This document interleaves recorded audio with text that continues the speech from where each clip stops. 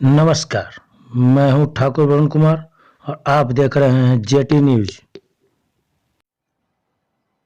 बिहार में लॉकडाउन 4 का आगाज हो चुका है। इसको लेकर डीजीपी गुप्तेश्वर पांडे ने दिया है आवश्यक सुझाव और निर्देश। लॉकडाउन 4 को लेकर क्या कुछ कहा बिहार के डीजीपी ने, आइए देखते हैं पटना से हमारे वरीय संवाददाता। नमस्कार, मैं गुप्तेश्वर पांडे, डीजीपी बिहार में लॉकडाउन के चौथे चरण में बहुत लोगों को कंफ्यूजन है क्या नहीं है। मैं बता देता हूं कहां छूट है, कहां कड़ाई, कहां है कर्फ्यू भाई। ये सबको जानना चाहिए कि लॉकडाउन के चौथे चरण में भी आम आदमी को उसी संयम और अनुशासन में रहना है जैसे आप पहले से रहते आए हैं। पहले के सारे आपके नियम मालूम है, वो सब नियम वैसे ही रहेंगे कि 4 चक्का में नहीं चलना है, मोटरसाइकिल पर 2 आदमी को नहीं चलना है, बिना पास के नहीं चलना है, वो सारे नियम हैं। लेकिन धीरे धीरे थोड़ी छूट दी गई है। अब बहुत सारी दुकानें खुल जाएंगी, कपड़े की दुकान, ड्राई क्लीनिंग की दुकान, फर्नीचर की दुकान, बर्तन की दुकान, साइकिल की दुकान, स्पोर्ट्स की दुकान, उसी तरह से किताबों की दुकान, चश्मा की दुकान, स्टेशनरी की दुकान, इलेक्ट्रॉनिक्स की दुकान, इलेक्ट्रिक की दुकान, राशन की दुकान, दवा की दुकान, बहुत सारी दुकानें इसमें से पहले भी खुली हुई है। जिला प्रशासन तय कर लेगा कहाँ किस तरह की दुकान की किस इलाके में कितने देर तक क्या खुलने की जरूरत है, और जिला प्रशासन अपने हिसाब से इन दुकानों को खुलेगा। लेकिन आप लोगों को अपने निकट के दुकान में जाना है। पटना सिटी का आदमी आसियाना में मार्केटिंग करने नहीं जाएगा, आसियाना का आदमी कंकड़बाग की दुकान में नहीं जाएगा। लेकिन दुकानों को याद रखिए, केवल 11 बजे से 4 बजे तक ही जाना है आपको, और सोशल डिस्टेंसिंग का पालन करते हुए, मुंह में मास्क लगा करके। दुकानों में भी जो बेचने वाले हैं, दुकानदार हैं, सेल्समैन हैं, मुंह पर मास्क लगा कर रखेंगे, सैनिटाइजर का प्रयोग करेंगे, सोशल डिस्टेंसिंग के नियमों का पालन करेंगे 11 से 4 बजे तक।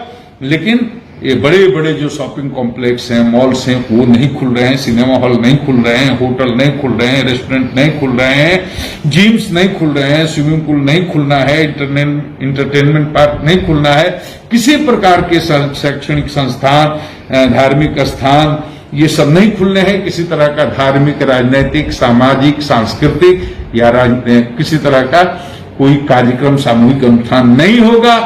मंदिरों में पब्लिक के लिए नहीं खुलेंगे, मस्जिदें पब्लिक के लिए नहीं खुलेगी, तवारीख की नमाज भी अपने घर में अदा करनी होगी। मेरे भाई, दुख का विषय है, लेकिन सच यही है कि कोई भी सामूहिक इबादत का कार्यक्रम नहीं होगा, नहीं मंदिर, नहीं मस्जिद में।